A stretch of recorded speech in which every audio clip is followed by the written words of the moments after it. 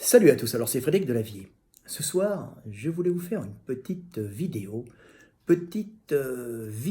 pour vous lire quelques textes issus de l'éveil des consciences, nouvelle édition revue et augmentée, petit texte traitant de la soumission et des esclaves.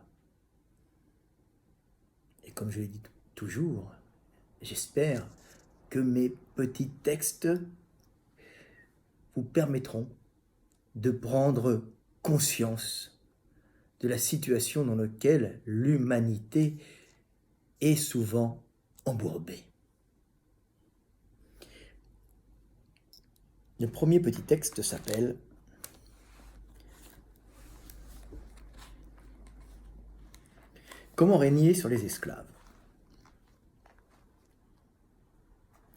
Pour empêcher toute rébellion des esclaves contre les maîtres, il y avait la cruauté des punitions infligées publiquement aux esclaves rebelles par les maîtres qui dissuadaient ainsi par la terreur la masse des esclaves de vouloir à son tour se sortir de sa condition d'asservissement.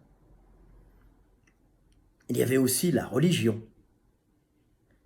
distillée savamment par un clergé issu de la lignée des maîtres, religion qui, avec ses croyances, redonnait l'espoir à l'esclave d'un avenir meilleur qu'il n'aurait qu'après la mort dans un au-delà paradisiaque. Si, et seulement si, il avait accepté sa vie d'esclave sans remettre en cause l'ordre établi. Ordre d'origine divine qui plaçait d'office les maîtres au-dessus des esclaves, non pas par la volonté humaine des maîtres, mais par la volonté de Dieu ou des dieux dont les maîtres étaient les représentants. Aujourd'hui, les maîtres ne pouvant plus imposer leur domination par la cruauté ou par la religion, ils continuent à régner sur un peuple d'esclaves qui oublie cette fois-ci cette situation de soumission en s'hypnotisant devant des programmes de propagande ou de divertissement diffusés par les médias appartenant aux maîtres. Peuple d'esclaves allant vivre des vies d'hommes libres grâce aux jeux vidéo et calmant leur frustration sexuelle et leur agressivité dans le visionnage de films pornographiques sur le net et la masturbation compulsive qui en découle.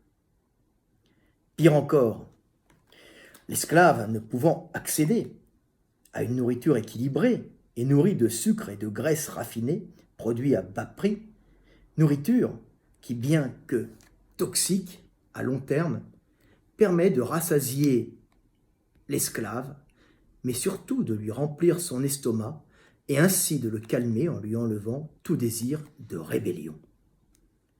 Les maîtres le savent. L'esclave, les couilles vides et l'estomac rempli, n'est jamais agressif. Ainsi, nourri de merde et vidé de ses désirs de conquête, il pourra continuer à servir sans remettre en cause sa situation. Premier petit texte d'actualité, bien sûr. Le second petit texte s'appelle « L'esclave et l'homme libre ».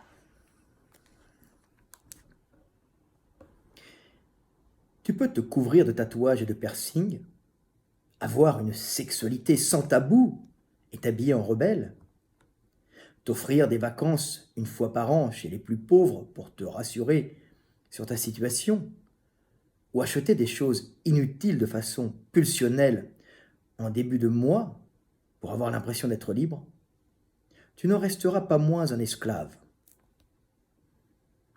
Un homme libre possède sa terre, son logement, et fait un travail qu'il aime en étant utile à la communauté. En dehors de tout ça, tout n'est que futilité et illusion de liberté.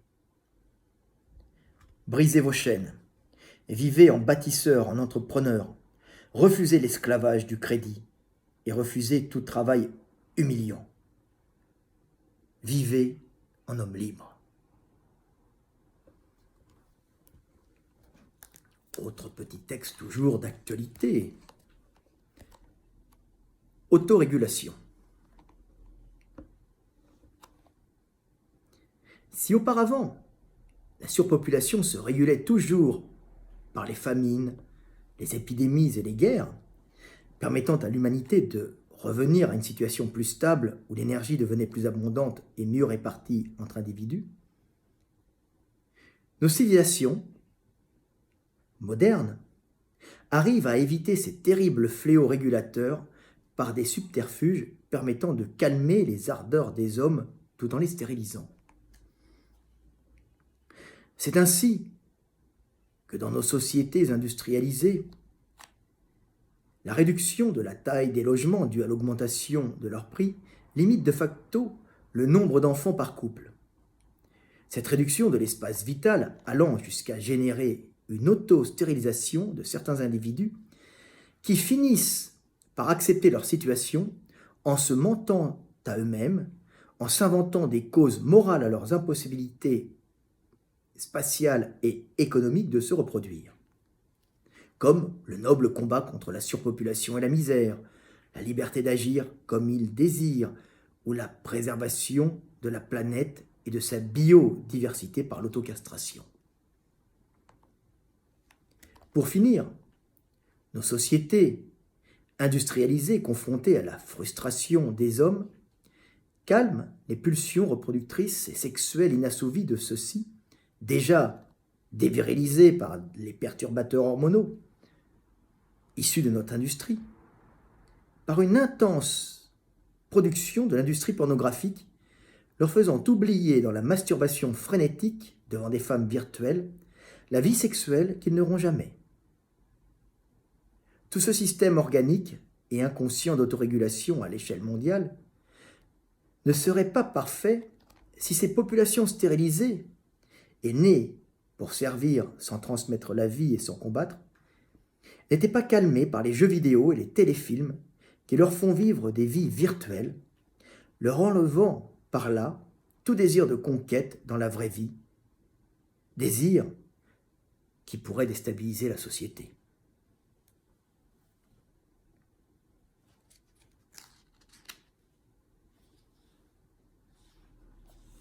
Un autre petit texte, salvateur, petit texte qui s'appelle « Retrouver la voie ». L'homme moderne, stérilisé par la propagande satanique des maîtres esclavagistes, ne pense qu'à vivre pour son plaisir et non pour continuer le monde. Ne comprenant pas que la véritable joie, la félicité de l'homme, se trouve dans la réalisation de la continuité du monde, continuation du monde s'exprimant par le sacrifice de l'amour générant la vie.